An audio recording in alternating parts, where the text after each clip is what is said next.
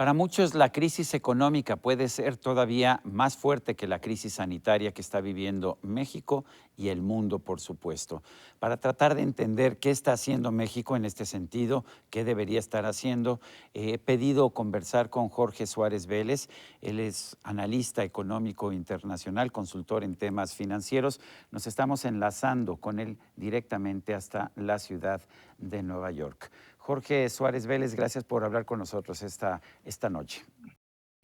Siempre un gusto hablar contigo, Sergio. Cuéntanos, estamos viendo una situación crítica en todo el mundo. Sin embargo, en México la crisis empezó antes y hay quien dice que puede ser más profunda y durar más todavía. ¿Qué opinas?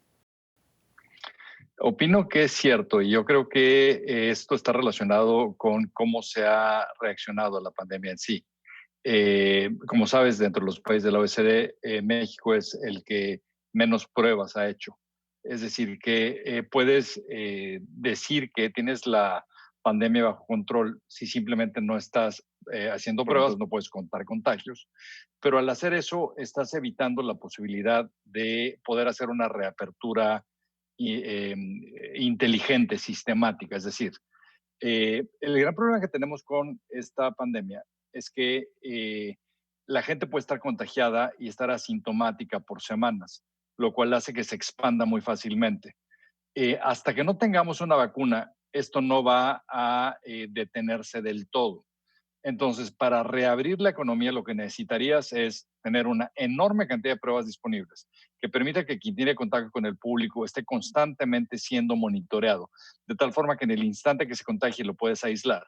Y tienes que tener sistemas para rastreo de contagio que sean efectivos. O sea, lo que se hace en China o en Corea es que cuando saben que alguien está contagiado, rastrean en dónde ha estado las últimas 2 semanas y se llama a toda la gente que saben estuvo en contacto con esa persona para que ellos también se hagan pruebas. Es una forma básicamente de contener el contagio. Pero para En eso hay México que no hacer podemos pruebas, hacer ¿no? esto. Para eso hay que hacer Para eso hay que pruebas. hacer, no solo hay que hacer pruebas, sino hay que hacer muchas pruebas. Y eso Jorge, no es lo que estamos haciendo. Jorge, la caída de la economía mexicana empezó desde antes. En 2019 tuvimos la primera contracción en una década. En el primer trimestre del 2020, la economía cayó 1.6%. El presidente dice que fue menos de lo que esperaba. Se ha comparado esta cifra con la de Estados Unidos, pero tengo entendido que se calcula diferente en Estados Unidos. Estás en lo correcto en ambas cosas. Yo creo que esto es algo muy importante recordar. O sea, ya el año pasado nosotros tuvimos un ligerísimo crecimiento negativo, pero esto ocurrió a pesar de que Estados Unidos estaba creciendo mucho. El primer trimestre, no recuerdo cuál es la cifra anualizada, pero debe andar por ahí del 3% en el trimestre. Como se calcula en Estados Unidos es trimestre a trimestre y después ese crecimiento lo elevas a la cuarta para anualizar. Entonces, eso no es como lo hacemos nosotros. Entonces, sí, en efecto, no son cifras comparables, pero, o sea, De nuestra hecho, caída es, Jorge, es fuerte. nuestra cifra fue 1.6% en el trimestre frente al trimestre inmediato anterior sin anualizar. Si anualizáramos, sería una caída de 6.5%. Yo sí hice ya la anualización. Entonces, exactamente esto por lo que me estás diciendo, Sergio, es por lo que hay mucha inercia, digamos, de cosas negativas que ya estaban ocurriendo y que se profundiza y se agudiza y se acelera en el momento en que tienes que detener la economía debido a la pandemia. Parte del problema que yo veo es que no ha habido ningún tipo de apoyo por parte del gobierno. Es decir, cuando te dicen que van a dar un apoyo a adultos mayores o a estos becarios, ¿no? Los dos programas emblema, digamos, de esta administración, ni los jóvenes ni los viejitos perdieron su empleo. O sea, que el problema que tienes es cómo le ayudas al que lo está perdiendo, ya sea en la economía formal o en la informal. ¿Eh? Al de la informal también le está diciendo que se quede en su casa para contener el contagio.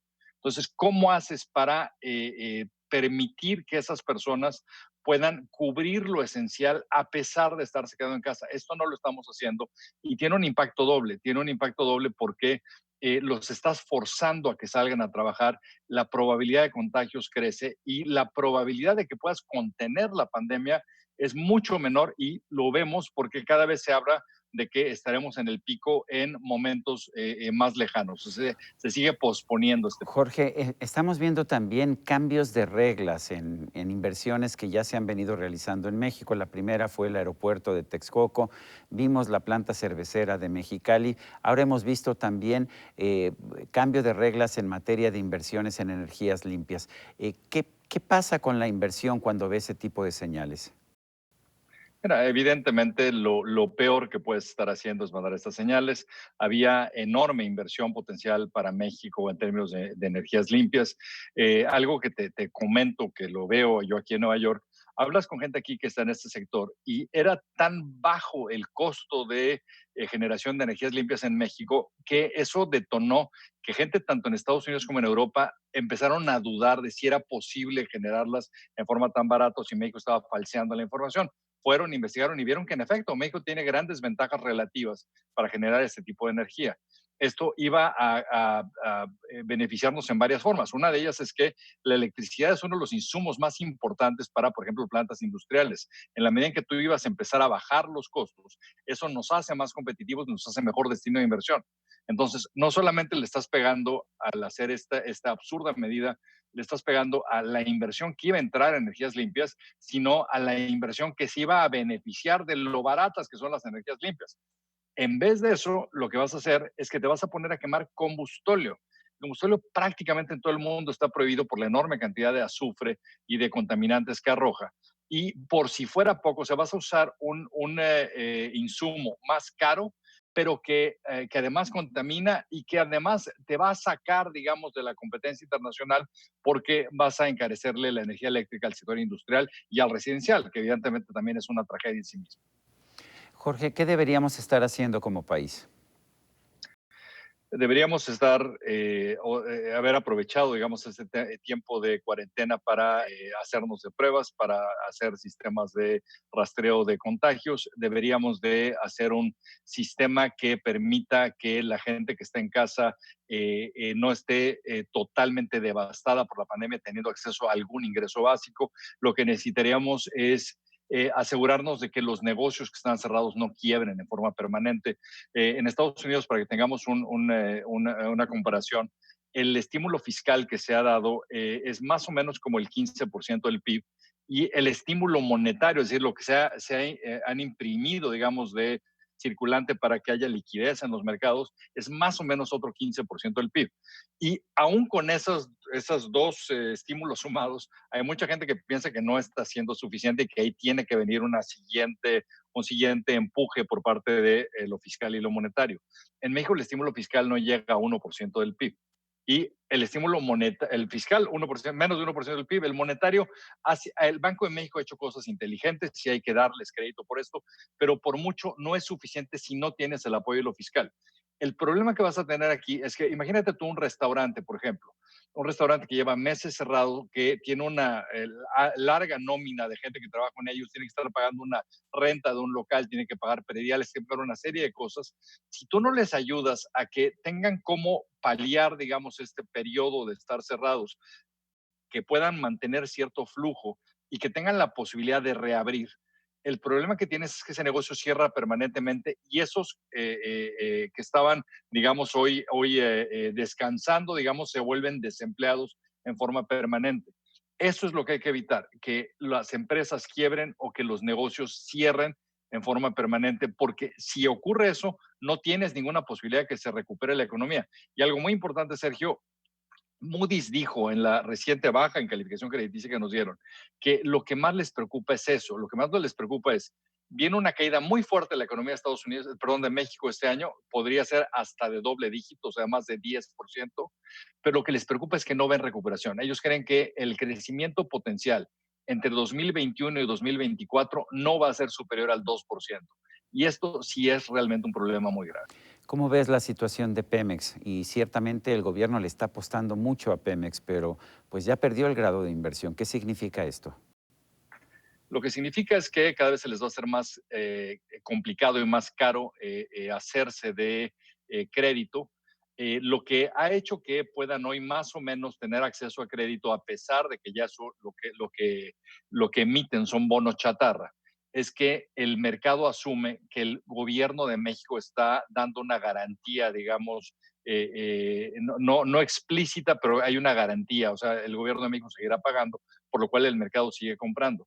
El problema que hay es que si tú mides el tamaño del hoyo que está generando en Pemex y es un hoyo que sigue creciendo día a día, hay la preocupación de que llega un momento que es de tal tamaño que ese hoyo en sí pone en riesgo a las finanzas públicas de todo el país. Es decir, es posible que veamos que México como país pierda también el grado de inversión como consecuencia del deterioro de Pemex, lo cual ahí sí haría que todos, o sea, gobierno, Pemex, empresas privadas, todo mundo tenga que pagar tasas mucho más altas para hacerse de crédito y eso sería también algo que limitaría fuertemente la inversión en México y el crecimiento en México. El presidente López Obrador dice que, pues, que no nos preocupemos, que todo va muy bien, pero que el problema es que nos estamos enfocando en el Producto Interno Bruto y esa no es una buena medida ni del bienestar ni de la felicidad de los mexicanos. ¿Qué opinas? Opino que es verdaderamente absurdo decirlo. O sea, lo primero que tendrías que hacer es convencer a la gente que deje de comer, ¿no? Y si lo logras, ¿no? Entonces, pues sí, no importa si tienen acceso a este tipo de, les tienes que convencer que ya no se enfermen, ¿no? De tal forma que no tengan que tener acceso a hospitales públicos, etcétera. O sea, es absurdo. O sea, yo creo que todos estamos de acuerdo que México tiene problemas de pobreza y desigualdad. Lo primero que tienes que hacer para tratar de resolver esos problemas es que se tiene que generar riqueza, tiene que haber crecimiento económico y tienes que asegurarte que haya oportunidades para la gente, que haya acceso a empleo, tienes que incrementar la formalidad, tienes que asegurarte que haya más gente que tenga acceso a prestaciones, a capacitación, a crédito, que puedas hacer una hipoteca para que puedas tener una casa. O sea, esto ocurre cuando una economía se está expandiendo, está creciendo e incrementas las probabilidades o las posibilidades de empleo para la gente. Al estar decreciendo en la magnitud de lo que estamos haciendo, nos estamos volviendo una fábrica de pobres. Y esto nos lo acaban de corroborar cuando vemos cómo ha crecido o va a crecer como esto, consecuencias de la pobreza en México.